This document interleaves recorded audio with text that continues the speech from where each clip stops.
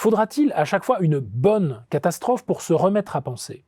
Pour le philosophe slovène Slavoj Žižek, il ne fait aucun doute que c'est là ce que la crise de la Covid-19 a mis en évidence. Seul un bouleversement de l'ordre du monde nous incite à en repenser l'organisation et les buts. C'est d'autant plus triste à relever qu'il n'est pas certain, nous dit-il, que lorsque l'épidémie aura cessé, si jamais cela arrive un jour, nous ayons assez de force pour en célébrer dignement la disparition.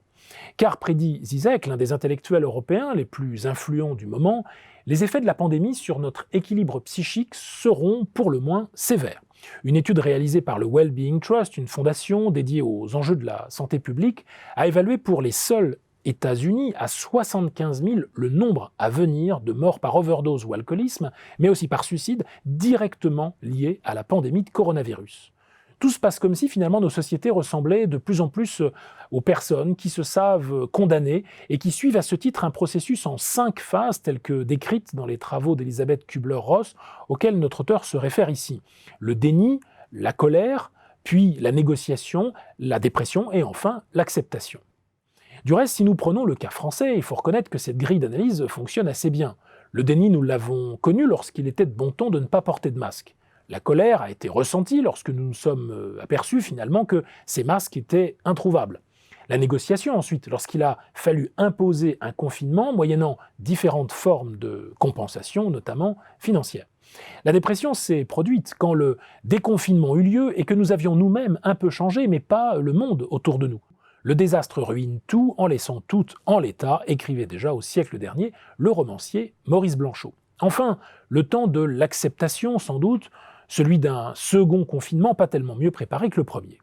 Certes non, dans cet essai intitulé « Dans la tempête virale » publié aux éditions Actes Sud, la thèse principale ne fait guère montre d'un grand optimisme. Mais il faut aussi dire que l'optimisme n'a jamais été le point fort de cet esprit original et révolté, embastillé depuis le début du confinement dans sa maison de Ljubljana, mais jamais à court de plaisanteries et de jeux de mots proférés à la manière de Jacques Lacan, l'un de ses maîtres à penser. Et c'est peut-être cela qui permet paradoxalement d'échapper au désespoir, comme celui manifeste de ce gouverneur adjoint du Texas, Dan Patrick, que cite d'ailleurs Zizek, évoquant sur Fox News le fait qu'il préférait mourir plutôt que de voir des mesures de santé publique porter atteinte à l'économie américaine. Car la crise, en effet, aura eu au moins le mérite de nous faire entrevoir le bon côté de la contagion, celui de mettre en valeur le rôle des métiers essentiels dans le fonctionnement de nos sociétés prétendument digitalisées. Les éboueurs, les infirmiers, les travailleurs sociaux, entre autres. Des métiers pourvus de sens, tournés vers le seul intérêt général, pétris de valeurs qui ne se mesurent pas. C'est là le sens ultime et éthique de cet essai qui se conclut sur la correspondance que l'un de ses amis journalistes lui adresse durant la bourrasque causée par l'apparition de la pandémie.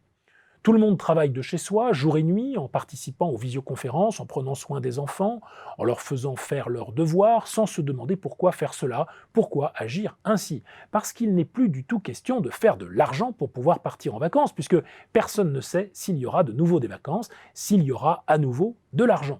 L'idée qu'il faudrait plus semble désormais irréelle.